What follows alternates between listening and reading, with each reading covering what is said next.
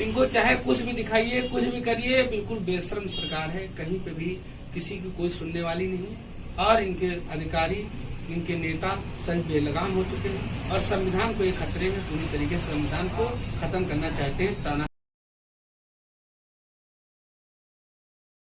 नमस्कार, आप देख रहे हैं इंडिया एक्सप्रेस लाइव दीक्षा निगम के साथ। आज हमारे साथ मौजूद है पूर्व प्रदेश उपाध्यक्ष अनिल यादव जी, जो कि समाजवादी पार्टी से हैं। तो आइए चुनाव को लेकर इनसे कुछ खास बातचीत करते हैं। जैसा कि आप जानते हैं कि उत्तर प्रदेश में चुनाव शुरू हो चुके हैं, तो चुनाव को लेकर इनसे बात करेंगे। सर, सबसे पहले आपका बहुत स्वागत है हमारे न्यूज चैनल पे। धन्यवाद। सर, मेरा पहला प्रश्न आपसे है कि जैसे कि आप देख रहे हैं कि उत्तर प्रदेश में चुनाव शुरू होने वाले हैं, तो आपको क्या लगता है कि आने वाले 2022 चुनाव में आपकी सरकार बनेगी? समाजवादी पार्टी की सरकार 400 पार की बनने जा रही है जी।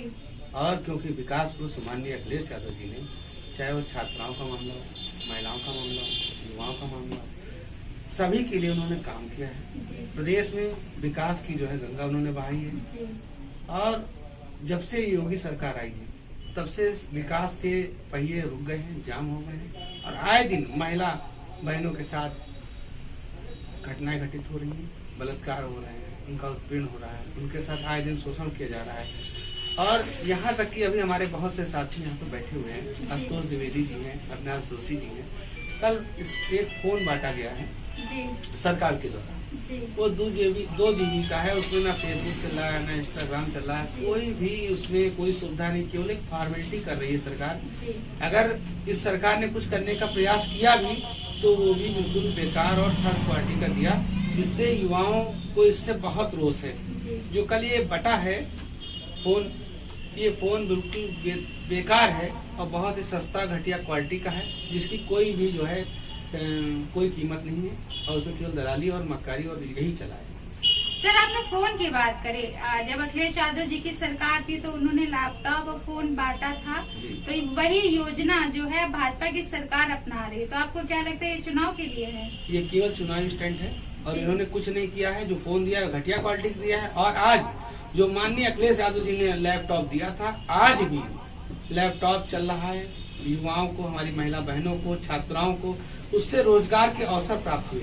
लेकिन ये सरकार नकल करती है और नकल के सहारे चल रही है और नकल करना इसको आता नहीं है। ये सरकार पूरी तरीके से नकलची साबित हुई है और इस सरकार में कोई भी युवा, बेरोजगार, महिला, छात्र किसी के लिए कोई काम नहीं हुआ है। और कल जब ये मुख्यमंत्री जी वहाँ से निकल रहे थे तब हमारे शिक्षा मित्र भाइयों ने उनको काला झंडा, बीएड वालों ने भी दिखाया, सभी ने काला झंडा दिखाया।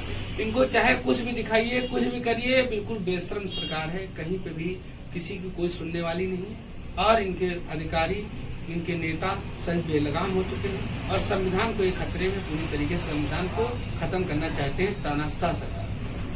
सर, अगर हम किसानों की बात करें, अभी तक जो किसान धरना प्रदर्शन कर रहे थे तो मोदी जी ने नहीं सुना।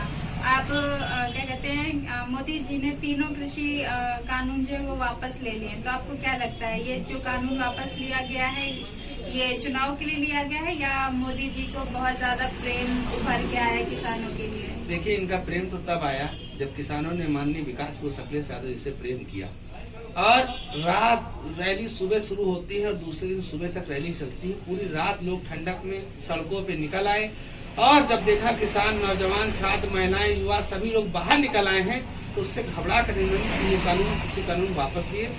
और केवल क्योंकि यहाँ पर मोदी जी हमारे विकास पुरुष माननीय अखिलेश यादव जी के कामों और उनके ऊपर जनता का प्रेम है, उसको देख के घबरा कर मोदी जी भयभीत होकर कानून वापस लिए हैं और इन्होंने किसानों का कोई भी हित नहीं किया। अगर हित ही करना था तो उसी समय कर देते तो 800 किसान, 700 किसान जो मरा है वो न मरता। सर, बिपिन रावत को आप जानते होंगे जी। जब भी चुनाव आता है तभी हमारे देश का फौजी क्यों शहीद होता है? पिछली बार भी चुनाव था तभी पुलवामा अटैक हुआ, उस पर जनता ने ये मांग रखी कि सीबीआई इंक्वायरी होनी चाहिए। इस बार भी जनता ने मांग रखी कि सीबीआई इंक्वायरी होनी चाहिए, पर सरकार ने इस पर कोई भी ध्यान नहीं दिया। इस पर आप क्या कहेंगे? इस बार भी हमारे देश का फौजी शहीद हुआ, उसके साथ साथ उसमें हमारे देश के और भी फौजी थे प्लेन में। इस पर आप क्या कहेंगे? देखिए, ये एक बहुत बड़ा षड्यंत्र है और देश पूरी तरीके से षड्यंत्र से घिर चुका है और देश पूरी तरीके से खतरे में है। इन्होंने केवल पाकिस्तान और हिंदू और ये सब करके इन्होंने देश की जनता को गुमराह किया। अब जनता समझ चुकी है। और ये जो बिपिन रावत जी थे, इनका जो प्लान है विकास हुआ उसके बारे में, जबकि हमारे सैनिक, हमारी जनता, हमारे देश के सभी लोग मांग कर रहे हैं कि सीबीआई जांच करानी चाहिए, लेकिन कोई भी व्यक्ति जो चोर होगा या गलत होगा वो अपने ऊपर कभी कार्रवाई नहीं चाहेगा। इसलिए मोदी जी भी अपने ऊपर कार्रवाई नहीं चाहते हैं, इसलिए वो सीबीआई जांच नहीं कराना चाहते। सर, जैसे कि आप देख रहे हैं कि नया साल आने वाला है, तो इस पे आप क्या कहना चाहते हैं? हमारे दर्शकों को क्या संदेश देना चाहते हैं? मैं अपने इस प्रदेश की, इस देश की जनता को बहुत बहुत शुभकामनाएं देता हूँ जी कि बहुत सालों से जनता परेशान है, जी उनकी समस्याएं कम हों जी और 2022 में विकास पुरुष माननीय अखिलेश यादव जी की सरकार बनेगी। कम से कम उत्तर प्रदेश विकास के पथ पे आएगा। जो हमारे भाई बहन जो बेरोजगार हैं उनको रोजगार के अवसर प्राप्त होंगे, जो शिक्षा से वंचित हैं भाई बहन उनको शिक्षा मिलेगी, जो बेरोजगार भाइयों को नौकरी नहीं मिली उनको नौकरियां मिलेंगी। सभी तरीके से युवाओं का, उस देश की, उस प्रदेश की जनता का कल्याण होगा। इसलिए उत्तर प्रदेश बहुत जरूरी है माननीय अखिलेश यादव। धन्यवाद सर आपका।